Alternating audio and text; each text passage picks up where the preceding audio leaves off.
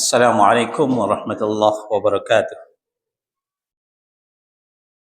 Innal hamdalillah nahmaduhu wa nasta'inuhu wa nastaghfiruh wa na'udzu billahi min shururi anfusina wa min sayyiati a'malina.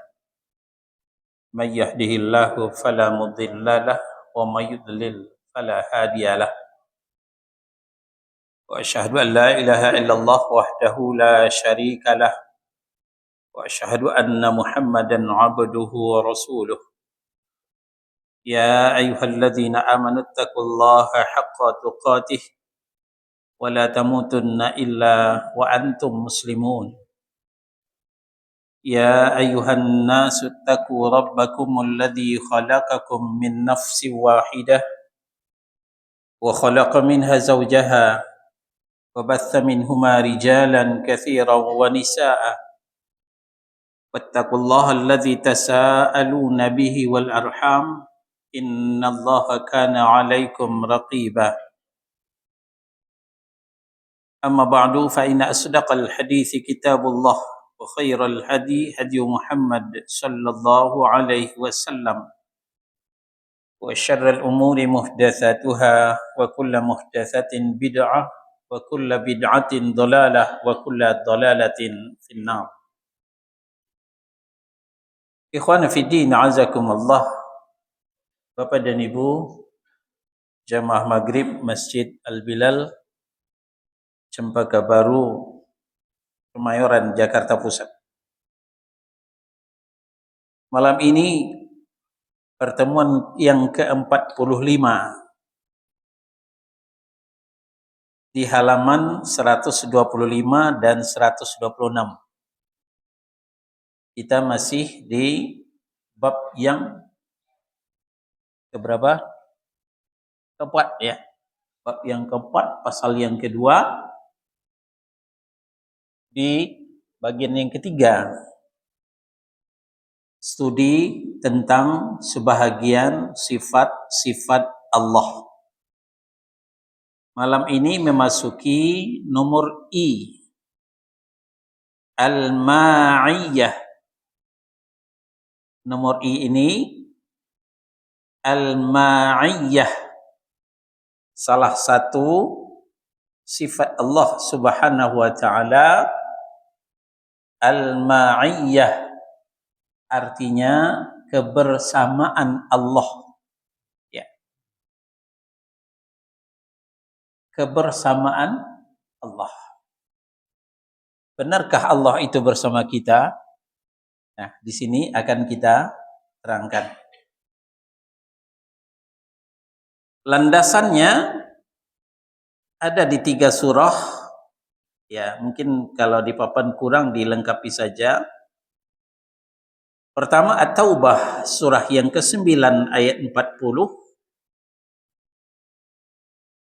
Yang kedua Al-Hadid surah yang ke-57 ayat 4. Dan yang ketiga Thaha surah yang ke-20 ayat 46. Al-Mujadilah ada, tapi di kitab tidak dituliskan. Al-Mujadilah surah 58 ayat 7. Baik, kita ke At-Thaha, kita ke At-Taubah surah 9 ayat 40. Ya. Di situ ada potongan ayat A'udzu billahi minasyaitonir rajim. La tahzan innallaha ma'ana. Artinya, janganlah engkau bersedih hati karena sesungguhnya Allah bersama kita. Jadi Allah bersama kita. Siapa itu yang ngomong, kepada siapa di ngomongin, nanti kita terangkan. Kita baca ayat saja dulu. La tahzan innallaha ma'ana. Janganlah kamu berduka cita, sesungguhnya Allah beserta kita atau bersama kita. Ini dalil yang pertama. Dalil yang kedua, wa huwa ma'akum ainama kuntum. Dan dia bersamamu di mana saja kamu berada. Kamu di kampung, Allah juga di kampung. Kamu di rantau, Allah juga di rantau. Jadi dia bersamamu di mana saja kamu berada. Jadi ma'akum, pelajaran kita, bersamamu, kebersamaan. Itu namanya ma'iyah, kebersamaan.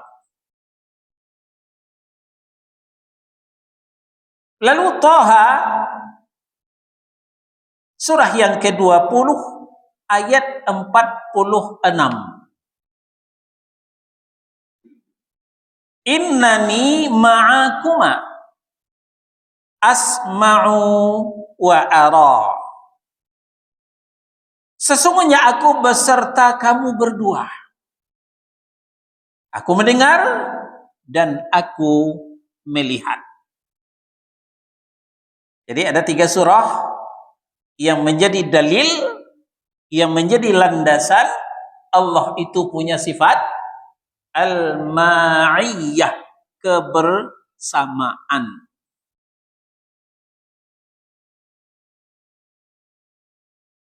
Nah, baik.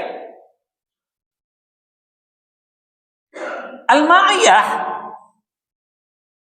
ada 2 bentuk. Ya. Al-ma'iyah, kebersamaan Allah, ada 2 macam.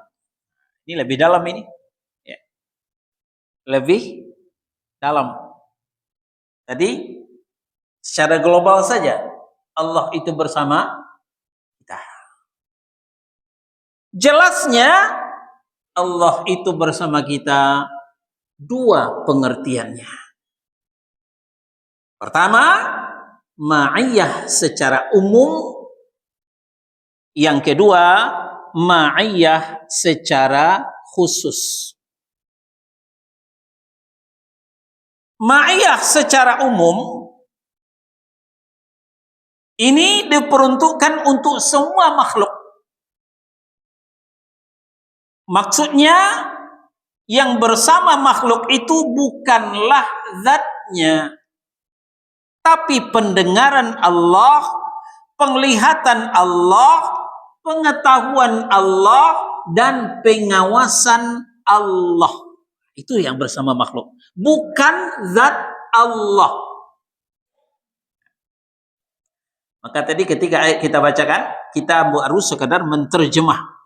Allah itu bersamamu dimanapun kamu berada. Allah bersama kita, jangan bersedih hati. Nah, maksud bersama seperti apa? Pertama, bersama secara umum, yang dimaksud adalah pendengaran Allah, penglihatan Allah, pengetahuan Allah, dan pengawasan Allah. Itu yang bersama kita. Zat Allah sudah kita sampaikan istiwa di arash. Ya, jangan nanti ada yang gagal paham.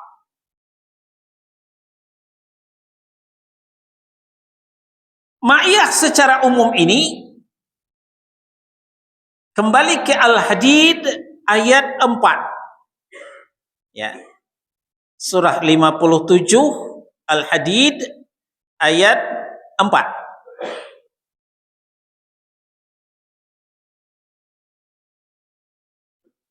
Ya.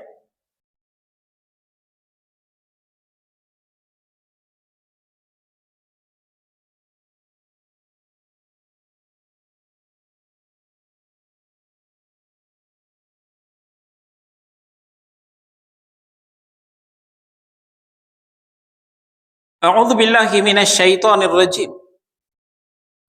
Huwallazi khalaqas samawati wal arda fi 6 ayyam. Thumma istawa 'alal 'arsy. Ya'lamu ma yaliju fil ardi wa ma yakhruju minha wa ma yanzilu minas sama'i wa ma ya'ruju fiha wa huwa ma'akum aynama kuntum wallahu bima ta'maluna basir. Di sini kita tidak bisa memotong ayat. Kalau dipotong gagal faham. Kalau tadi pertama boleh dipotong ayat karena pengertian secara umum. Ini lebih menukik ini. Ya. Apa kata Allah? Dialah yang menciptakan langit dan bumi dalam 6 hari, kemudian dia istiwa bersemayam di atas arasy. Menciptakan langit dan bumi selama 6 hari. Kita telah sampaikan, Ibnu Katsir mengatakan mulai dari Ahad, bukan minggu. Ya. Sebagai seorang muslim menyebut hari Ahad, bukan minggu. Minggu hari orang gereja. Minggu hari orang gereja. Hari orang masjid adalah Ahad. Ya, mulai kita latih lidah kita menyebut Ahad. Tinggalkan minggu. Pertama, Ahad. Yang kedua, Senin. Yang ketiga, Selasa. Yang keempat, Rabu. Yang kelima, Kamis. Yang keenam, Jumat. Allah menciptakan langit dan bumi selama 6 hari. Walaupun satu harinya bukan 24 jam seperti kita. Lalu, thumma stawa 'alal 'arsy. Kemudian beliau bersemayam di atas arasy. Arasy itu kan tempat, Ustaz. Betul? Berarti Allah pakai tempat dong. Kenapa tidak? Tapi tempatnya Allah tidak sama dengan tempatnya kita. Apakah kita menyerupakan Allah dengan makhluk? Tidak. Sebelumnya kita sudah belajar sifat-sifat yang lain. Allah mendengar, kita juga mendengar. Sama dong dengan kita? Tidak. Mendengarnya Allah tidak sama dengan mendengarnya kita. Allah melihat, kita juga melihat. Bersama dong Allah dengan kita? Tidak. Melihatnya Allah tidak sama dengan melihatnya kita. Allah istiwa di atas arasy. Arasy itu tempat, berarti sama dong dengan kita? Tidak. Kita membutuhkan tempat, tapi Allah tidak butuh dengan tempat. Ini perjalanannya. Kalau kita, saya duduk di kursi. Kalau ada yang diam-diam menggergaji kaki kursi, saya akan terjungkal. Saya butuh kursi. Tapi Allah tidak butuh dengan arasy. Hancurlah arasy itu, Allah akan tetap eksis. Allah tidak akan ikut hancur. Itu bedanya tempatnya Allah dengan tempatnya kita. Bukan berarti menyamakan Allah dengan makhluk. Lanjut. Ya'lamu ma yaliju fil ardi wa ma yakhruju minha. Dia mengetahui apa saja yang masuk ke dalam bumi dan apa saja yang keluar dari dalam bumi. Yang masuk ke dalam bumi termasuk biji-bijian yang ditanam oleh petani di sore hari. Lalu yang keluar dari bumi kecambah. Ya, besok pagi mulai kecambah. Biji-bijian itu bertunas besar terus. Allah tahu itu.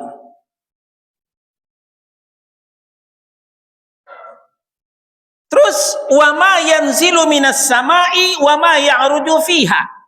Allah juga mengetahui apa yang turun dari langit dan apa yang naik ke atas langit.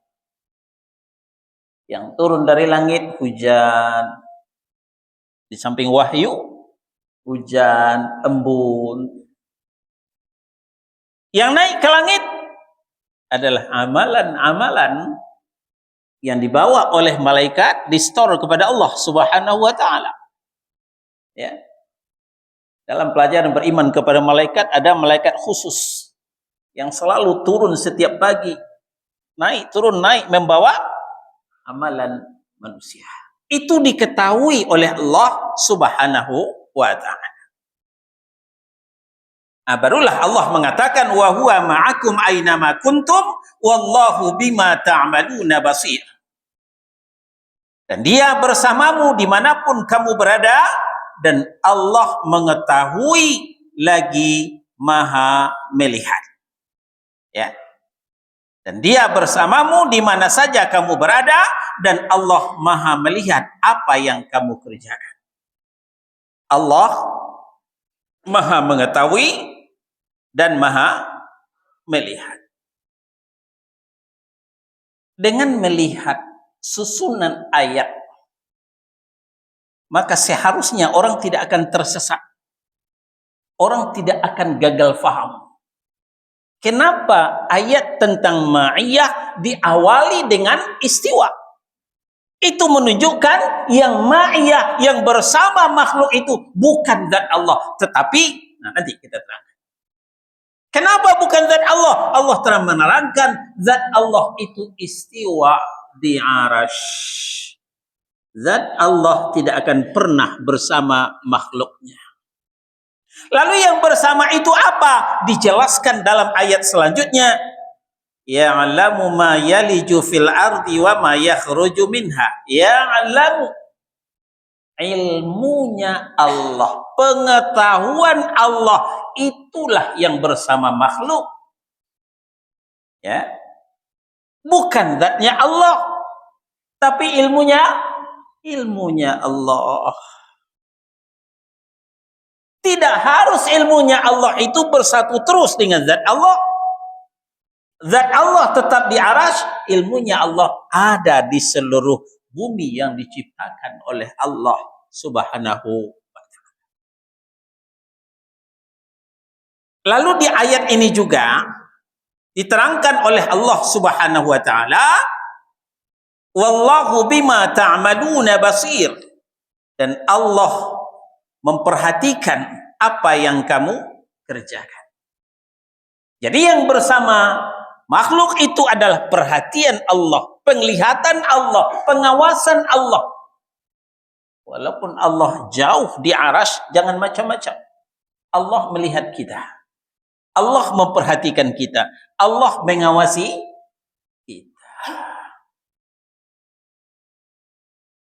Saya ambil contoh. Kita punya CCTV ya? Ada ya? Ya. Apa kata DKM? Kalian, para teroris, jangan macam-macam. Tidak sejengkal pun Masjid Al-Bilal itu kecuali di mata saya. Kira-kira begitu kata DKM. Contoh ya. Pernahkah DKM ngomong di situ? Ya nggak perlu kita tahu. Contoh, ini ibarat. Benarkah setiap jengkal Masjid Al-Bilal ini di mata DKM? DKM entah di mana, entah di rumahnya, entah pulang kampung. Tapi tidak sejengkal pun Al-Bilal ini kecuali di mata DKM. Apa maksudnya? Di sini beliau bisa monitor. Ya, dengan adanya CCTV, ya sini. Oh, ternyata sini. Oh, ada. Oh, hadir. Si Anu kemana ya? Kok nggak datang? Bisa diketahui dengan canggihnya teknologi. Jadi apa yang dimaksud oleh DKM tadi? Bukanlah DKM itu harus hadir 24 jam di Masjid Al-Bilal. Tapi pengawasan DKM lah yang ada di Al-Bilal. Bisa difahami? Ya. Jadi Al-Bilal ini dengan adanya CCTV 24 jam dalam pengawasan DKM. Kira-kira bisa diterima enggak? CCTV manusia kita bisa menerima, kita bisa percaya. Apakah kita tidak percaya dengan CCTV Allah Subhanahu wa ta'ala? Walaupun Allah jauh istiwa di arash, tapi CCTV Allah menyebar dimanapun kita berada. Itu yang dimaksud oleh ayat ainama kuntum, dimanapun kamu berada. Nah, begitupun Toha surah yang ke-20 ayat 46. Ya. Tadi sudah kita sampaikan. Jadi ma'iyah secara umum bisa kita jelaskan dalam Al-Hadid surah 57 ayat 4. Yang dimaksud itu adalah pendengaran Allah, penglihatan Allah, pengawasan Allah, ya, bukanlah zat Allah.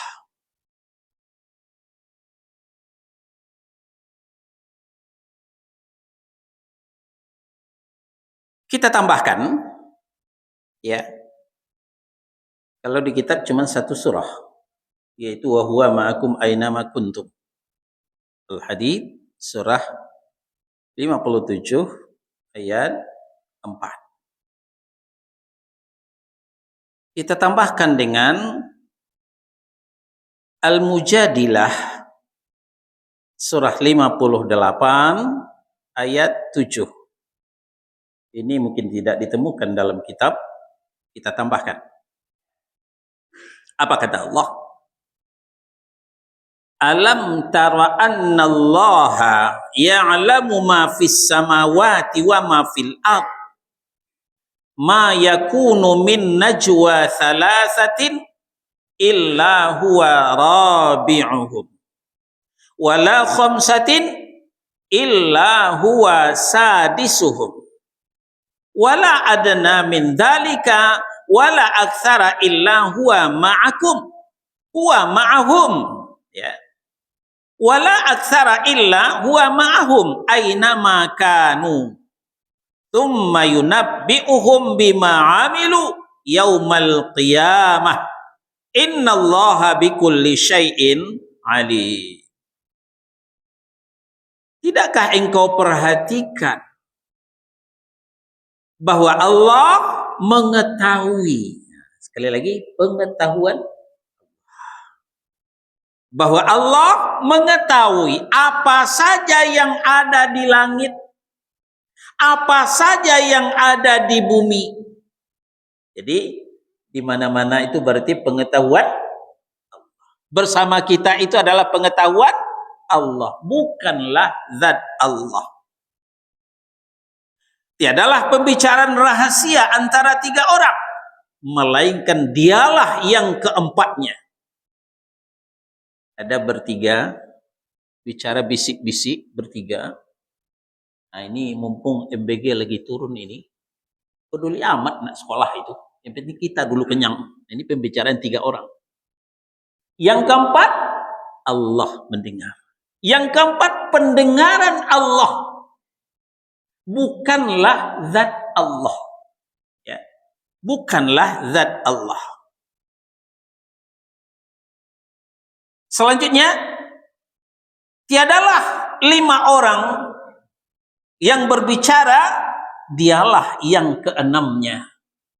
Dia yang dimaksud adalah pendengaran Allah, bukanlah zat Allah. Tiadalah yang kurang dari itu atau lebih banyak dari itu, melainkan dia pasti ada bersama mereka. Maksudnya dia itu adalah pendengaran Allah, ada bersama mereka. Jadi jangan dikira walaupun kita bisik-bisik nggak kedengaran oleh Allah. Kedengaran oleh Allah, karena pendengaran Allah bersama kita. Kemudian dia akan memberitahukan kepada mereka pada hari kiamat apa yang telah mereka kerjakan, apa yang mereka bisik-bisikkan, apa yang mereka rencanakan, apa yang mereka perbuat. Nanti dikabarkan kepada mereka di hari kiamat. Sesungguhnya Allah Maha mengetahui segala sesuatu. Sekali lagi, yang bersama dengan makhluk itu adalah pengetahuan Allah. Berikut pengawasan Allah Subhanahu wa ta'ala. Nah, itulah sebabnya ketika Ramadan, ya, kita nggak bisa macam-macam. Ya, kalau masih pagi mungkin nggak masalah, tapi udah jam 10, jam 11 kan mulai berasa, Pak. Ya. Kita jujur, jam 10, jam 11 tuh mulai berasa. Apa yang berasa? Lapar, haus, ya. Ini kreok-kreok di sini. Ini udah kering ini, nggak disiap. Nah, datang setan. Nggak usah dipikirin. Lihat, sisa-sisa sahur tadi malam kan masih ada. Lumayan pengganjal perut. Kata setan. Mumpung keluarga lari keluar, kita sendirian di rumah, masuk ke dalam kamar, minum 2-3 teguk, alhamdulillah, ya. Makan sisa-sisa sahur 2-3 potong roti atau kue, alhamdulillah bisa menganjal menghilangkan lapar. Tapi kita lakukankah itu? Tidak. Kenapa? Keluarga tidak melihat kita, tapi Allah melihat. Orang secempaka baru bisa kita bohongi, kita pura-pura puasa, tapi Allah melihat, Allah mendengar. Itulah kebersamaan Allah Subhanahu wa taala. Ini yang pertama, ma'iyah secara umum, ya, diperuntukkan untuk semua makhluknya. Yang kedua adalah ma'iyah secara khusus. Khususon. Pernah dengar? Khususon. Secara khusus. Enggak semua orang. Buat siapa saja? Orang-orang mukmin yang muttaqin. Ya. Kalau mukmin jelas muslim, ya. Muslim, mukmin, muhsin, lalu muttaqin. Kan kita sudah lewati tingkatan din, ya. Pertama Islam, orang Islam disebut muslim. Tingkat berikutnya iman, orang yang beriman disebut mukmin. Tingkatan yang ketiga disebut ihsan, orang yang ihsan disebut muhsin.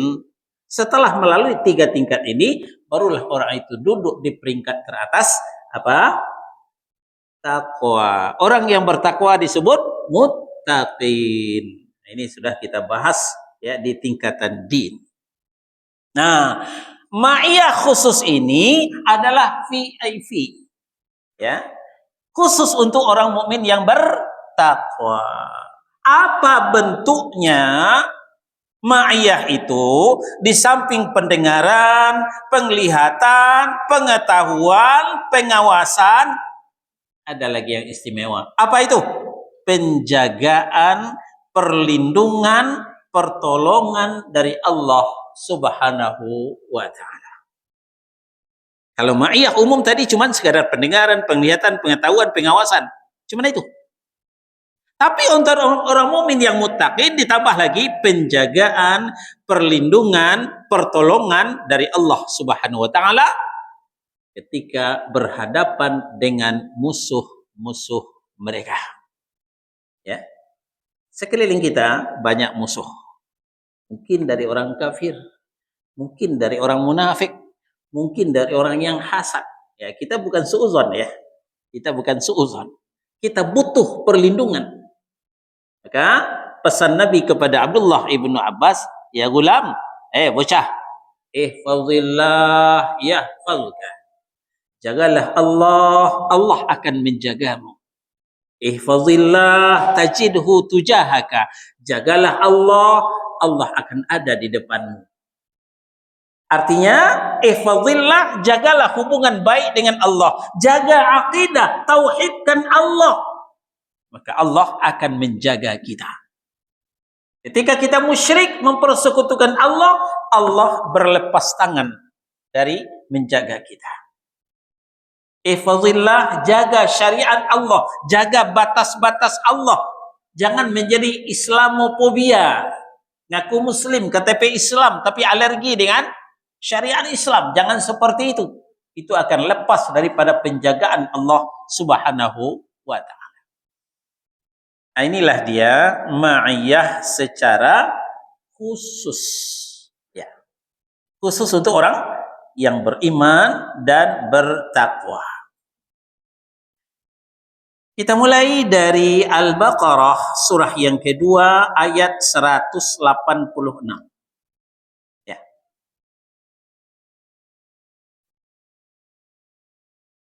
Nah, kalau di kitab nggak ada itu langsung ke Toha, ya. Kita berangkat dari Al-Baqarah dulu. Wa idza sa'alaka 'ibadi 'anni fa inni qarib ujibu da'watad da'i idza da'an falyastajibuli wal yu'minu bi la'allahum yarshudun. Buka mushaf, enggak ada dalam kitab.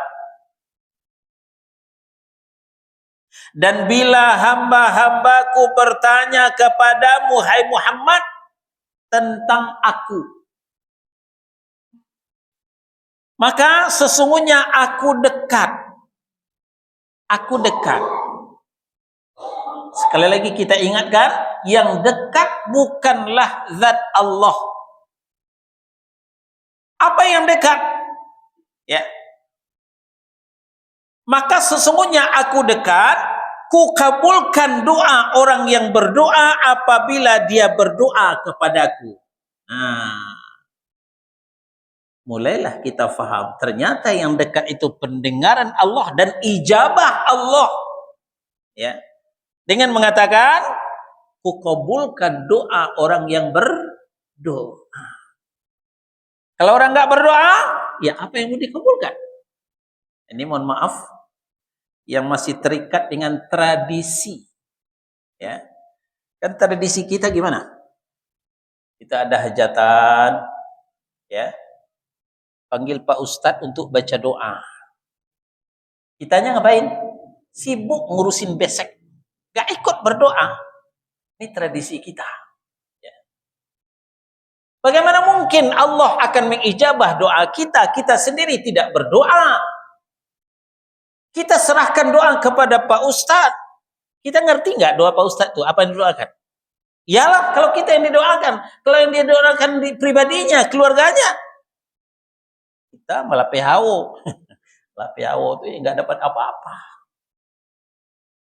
Jadi kalau berdoa tuh kita yang berdoa, jangan serahkan kepada orang lain. Kalau mau diserahkan kepada orang lain, kita juga ikut berdoa. Tidak salah kita minta doa orang soleh, itu termasuk tawassul, tapi kita juga ikut berdoa. Jadi kata Allah Subhanahu wa taala, "Falyastajibu li," ya. Ujibu da'watad da'i idza da'a. Ya, aku akan mengijabah doa orang yang berdoa apabila dia berdoa. Ini janji Allah. Jadi yang dekat itu apa? Pertama, pendengaran Allah. Kedua, ijabah Allah. Itu yang dekat. Ya, ijabah daripada doa. Ya, tentu yang berdoa kepada beliau adalah orang yang beriman dan orang yang bertakwa. Orang kafir tidak mungkin berdoa kepada Allah. Dia berdoa kepada Tuhannya, bukan kepada Allah dia berdoa. Lalu wal yu'minu bi falyastajibu li wal yu'minu bi. Ternyata syarat dan ketentuan berlaku. Apa syaratnya? Apa ketentuannya? Nah, ini dia. Maka hendaklah dia memenuhi perintahku dan beriman kepadaku. Ini syarat dan ketentuannya. Ya. Hendaklah mereka memenuhi perintahku.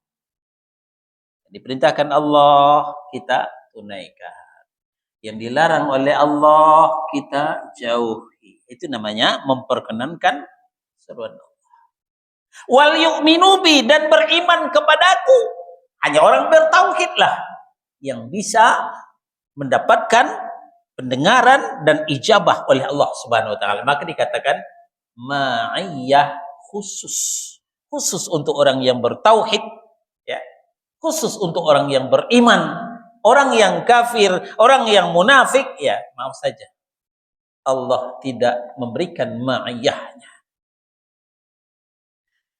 La'allahum yarshudun, ya, agar kamu mendapat kebenaran. Ini dalil yang pertama, ya. Al-Baqarah surah yang kedua ayat 186.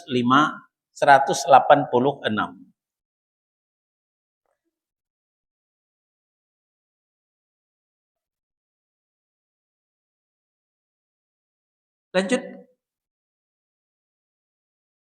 Toha surah 46, surah 20 ayat 46. Toha surah 20 ayat 46. Ini tidak utuh. Ya, kita lihat di mushaf yang lebih sempurna.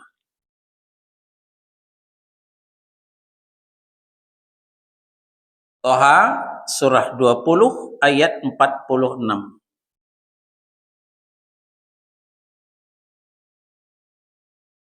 Apa kata Allah Subhanahu wa ta'ala? Qala la takhafa innani ma'akuma asma'u wa ara. Ketika Nabi Musa alaihi salam mendapat perintah dari Allah, ya, begitu beliau diangkat menjadi nabi dan rasul, dapat perintah yang berat, tidak ringan. Apa? Menemui mantan musuhnya. Siapa? Fir'aun. Innahu tagha. Fir'aun itu melampaui batas. Kata Fir'aun, ana rabbukumul a'la. Akulah Tuhanmu yang maha tinggi. Nah, itu bukti Fir'aun itu tagha, melampaui batas. Dan Fir'aun itu tidak punya belas kasihan. Bunuh, katanya, dibunuh. Dia punya algojo. Nah, maka diperintahkan kepada Musa untuk menemui Fir'aun, untuk menyampaikan tauhid, supaya beriman, supaya mentauhidkan Allah, tidak lagi mengatakan dirinya Tuhan. Nabi Musa juga mengukur diri. Salah satu kelemahan Nabi Musa adalah dalam berkomunikasi kurang lancar, ya, bicaranya kurang komunikatif. Itu kelemahan Nabi Musa. Orangnya memang tegap, gagah, kuat, sekali gampar orang bisa mati. Itu perkasanya Nabi Musa. Tapi ada kelemahannya. Apa? Bicara kurang komunikatif. Nah, maka beliau berdoa kepada Allah dalam menjalankan tugas yang mulia ini, ya Allah, berilah aku seorang wazir. Wazir itu adalah wakil, ya, yaitu saudaraku sendiri, yaitu Harun. Maka untuk mengijabah doanya Musa, Harun pun diangkat menjadi nabi dan rasul sebagai pembantunya Nabi Musa. Nah, Nabi Harun ini punya plus minus juga. Plusnya tadi dalam komunikasi sangat lancar, beliau hebat berbicara, orator. Kelemahannya kurang tegas, ya, sehingga dipermainkan oleh umatnya. Maka saling mengisilah dua nabi, dua rasul ini saling melengkapi. Nah, lalu kemudian datanglah perintah dari Allah untuk menemui Musa. Sudah berdua ini, ya, menjalin kekuatan. Tapi masih juga muncul kemanusiaannya. Apa? Rasa takut, khawatir. Jangan-jangan Firaun ini bukan sembarangan loh.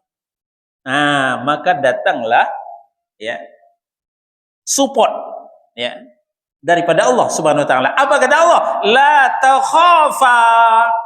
Kalian berdua jangan takut menghadapi Firaun. Ya. Kenapa? Innani ma'akuma. Aku bersama kalian. Aku tidak menyuruh begitu saja. Ya. Aku akan perhatikan kalian. Aku akan jaga kalian. Aku akan lindungi kalian. Maka dalam menjalankan tugas, alhamdulillah Nabi Musa dan Nabi Harun tidak diapa-apakan oleh Musa. Itu karena dilindungi oleh Allah Subhanahu wa taala. Nah, perhatikan ayat ini baik-baik. Qala la takhafa innani ma'akuma. Allah berfirman, jangan kalian berdua khawatir, sesungguhnya aku bersama kalian berdua. Asma'u wa ara. Aku mendengar kalian dan aku juga melihat kalian. Ya. Ini kebersamaan khusus untuk siapa? Bukan lagi orang beriman, bukan lagi orang bertakwa, tapi nabi dan rasul. Allah berikan ma'iyahnya, ma'iyah khususnya kebersamaan Allah Subhanahu wa ta'ala. Sekarang kita ke At-Taubah. At-Taubah surah yang ke-9 ayat 40. Tadi sudah dibicarakan secara sepotong. Tapi untuk lebih jelas apa yang bersama Allah itu, bersama kita itu sebenarnya, ya, kita lihat secara utuh At-Taubah surah yang ke-9 ayat 40.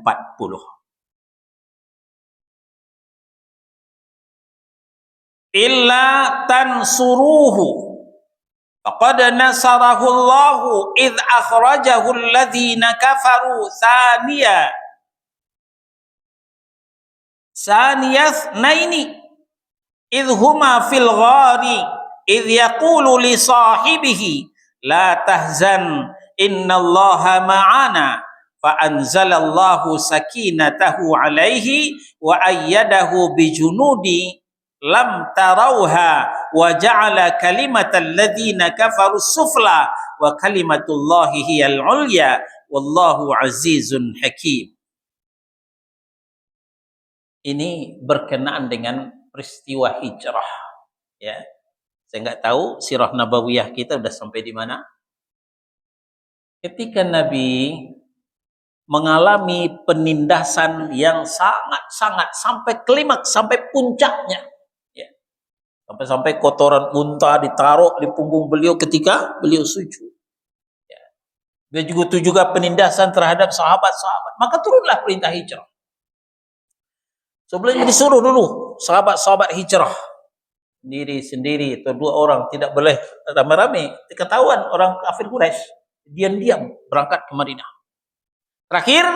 Terakhir Rasulullah yang berangkat, ya.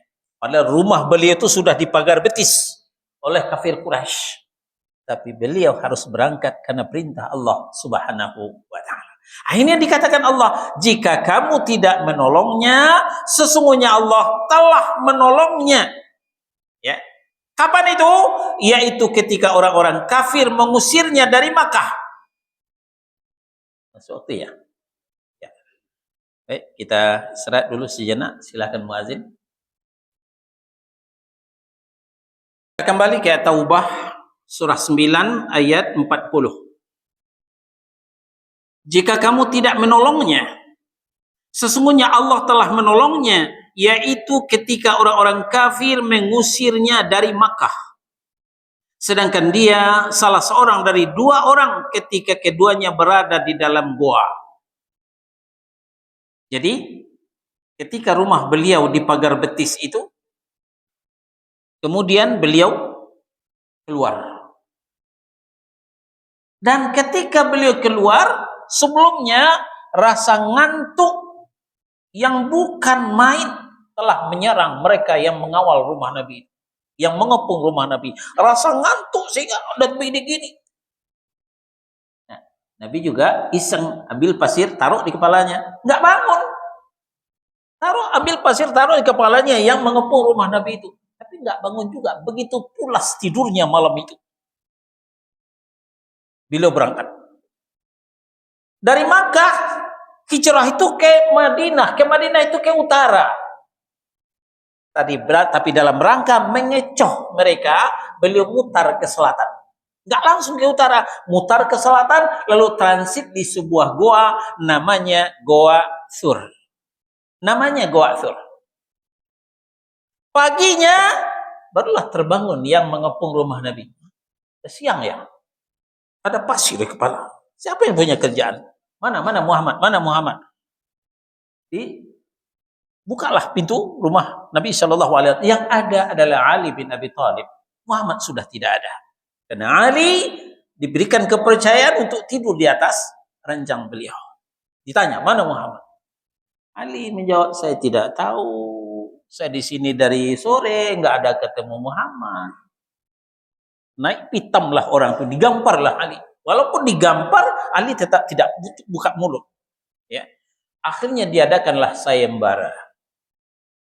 Siapa yang bisa menemukan Muhammad hidup atau mati, akan diberi hadiah 100 ekor onta. Nah, ini nggak main-main ini, 100 ekor onta. Satu ekor onta saja berapa harganya? Onta itu lebih besar daripada sapi. Kemudian kemarin kita korban beli sapi berapa satu ekor? Nah, onta itu lebih mahal daripada sapi. Siapa yang nggak akan tergiur? Maka banyaklah orang masing-masing berbagai penjuru mencari di mana keberadaan Muhammad untuk mendapatkan hadiah 100 ekor. Di antaranya sampai jugalah ke mulut goa itu. Ya, goa Sur itu tidak terlalu dalam.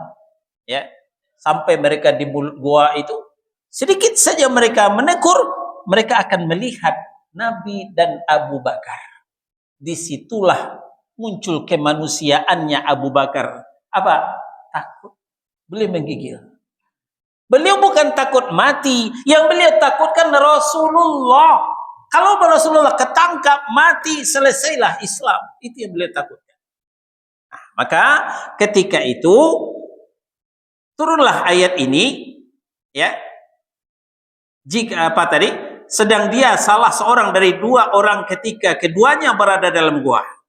Ketika itu dia berkata kepada sahabatnya, yaitu Nabi berkata kepada Abu Bakar, janganlah kau bersedih.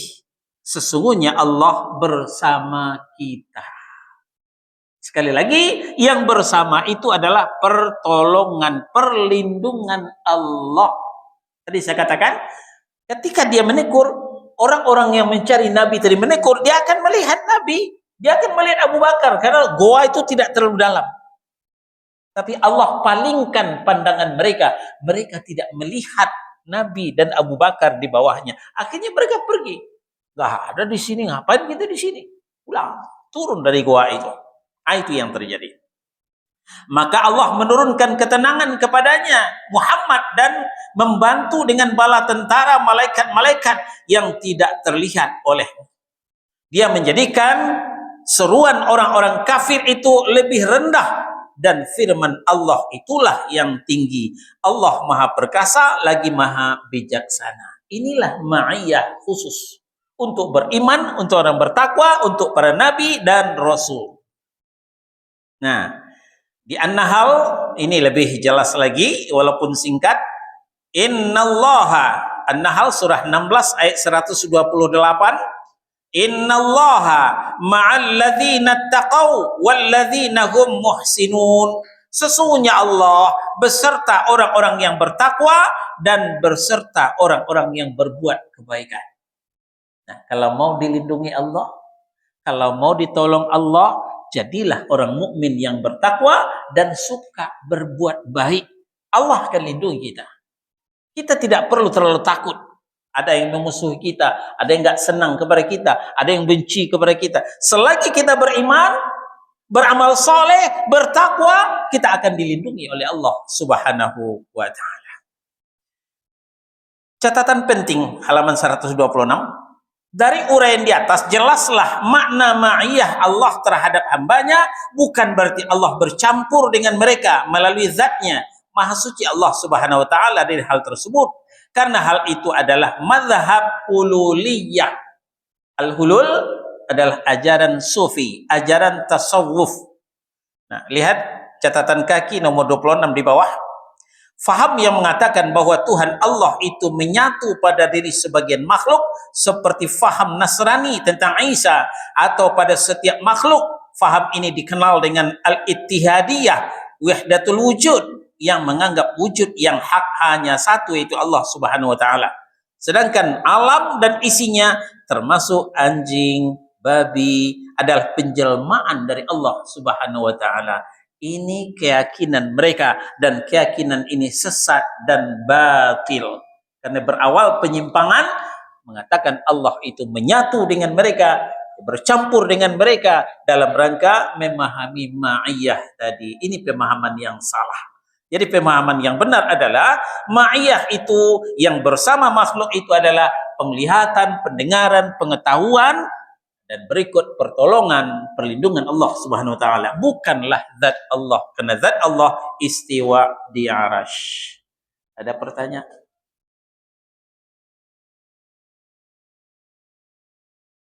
Ya, kalau tidak ada kita akhiri. Subhanakallahumma wa bihamdika asyhadu an la ilaha